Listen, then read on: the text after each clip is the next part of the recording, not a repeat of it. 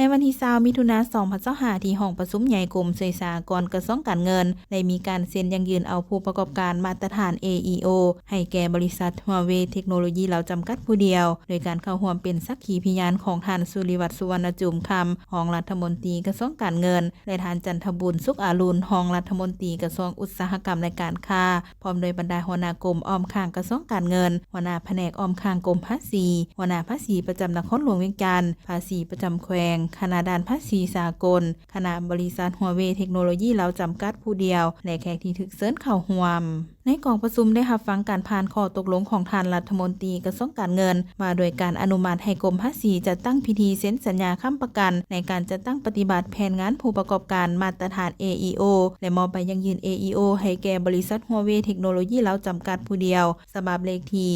1698/กง.ลงวันที่5มิถุนายน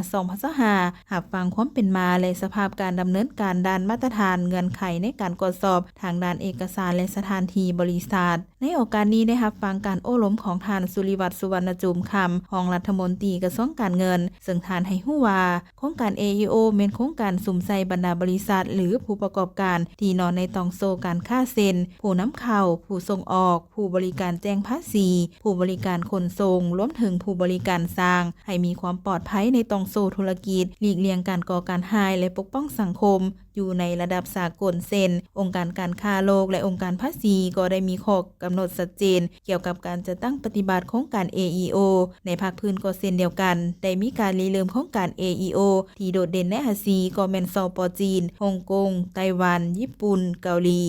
กระทรวงการเงินได้ออกคำแนะนำมาโดยแผนงานผู้ประกอบการมาตรฐาน AEO ฉบับเลขที่1399/กง.ลงวันที่7พฤษภาคม2025เพื่อใช้เป็นแทนคำแนะนำคุ้มครองผู้ประกอบการมาตรฐาน AEO ฉบับเลขที่1159/กง.ลงวันที่18เมษายน2019เพื่อเน้นใส่ในการพัฒนาการคุ้มครองและยกระดับมาตรฐานผู้ประกอบการมาตรฐาน AEO ให้เทียบเท่ากับสากลและเน้นใส่ผลประโยชน์ของทั้งสองฝ่ายระหว่างภาครัฐและภาคเอกชนในตอนท้ายของกองประชุมได้มีการลงนามในสัญญาค้ำประกันการจัดตั้งปฏิบัติแผนงานผู้ประกอบการมาตรฐาน AEO ระหว่างกรมภาษีกระทรวงการเงินและบริษัท Huawei เทคโนโลยีลาวจำกัดผู้เดียวซึ่งฝ่ายกระทรวงการเงินลงนามโดยท่านพุทธนิกร เขนวงศ์รองหัวหน้ากรมภาษีและฝ่ายบริษัทลงนามโดยท่านฮวงยิ่งผู้อำนวยการบริษัท Huawei เทคโนโลยีลาวจำกัดผู้เดียว